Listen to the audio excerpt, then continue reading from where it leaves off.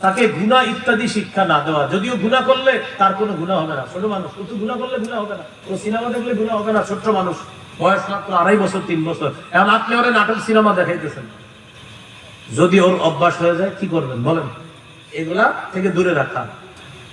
হাদিসের মধ্যে আছে রুফিআল কলামু আন সালাসা, 3 জনের থেকে কলম উঠিয়ে নেওয়া হয়েছে, তাদের ব্যাপারে কিছু লেখা হয় না।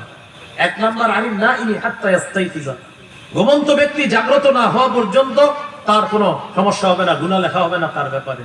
2 নাম্বার আলিম মুবতালা, অসুস্থ ব্যক্তি, পাগল ব্যক্তি যতক্ষণ সুস্থ না হবে ততক্ষণ তার ব্যাপারে কোনো গুনাহ লেখা হবে না, পাগল। 3 নাম্বার ওয়ালিস সাবিয়্যি হাত্তা ইয়াকবারা, শিশু যতক্ষণ বড় না হবে, বালেগ না হবে ততক্ষণ তার গুনাহ লেখা হয় না। এটা সহিহ হাদিস, কিন্তু এই হাদিস যদিও সহিহ, তার গুনাহ লেখা হয় না, এর মানে তার গুনাহের সুযোগ করে দিয়েন না। যদি দেন আস্তে আস্তে 3 বছর বয়সে গুনাহ করাইলেন, 4 বছর বয়সে বলবে ওটা লাগবে, কোনটা? ওই যে গুনাহ শিখছে যেটা থেকে। 5 বছর বয়সে বলবে ওটা লাগবে, 6 বছর বয়সে বলবে ওটা লাগবে। তখন কি করবেন আপনি?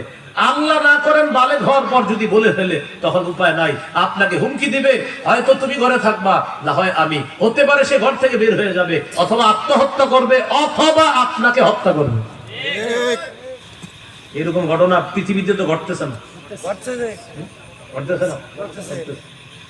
সামান্য মদের টাকা, গাঞ্জার টাকা না দেওয়ার কারণে বাপ মেরে লিখতেছে।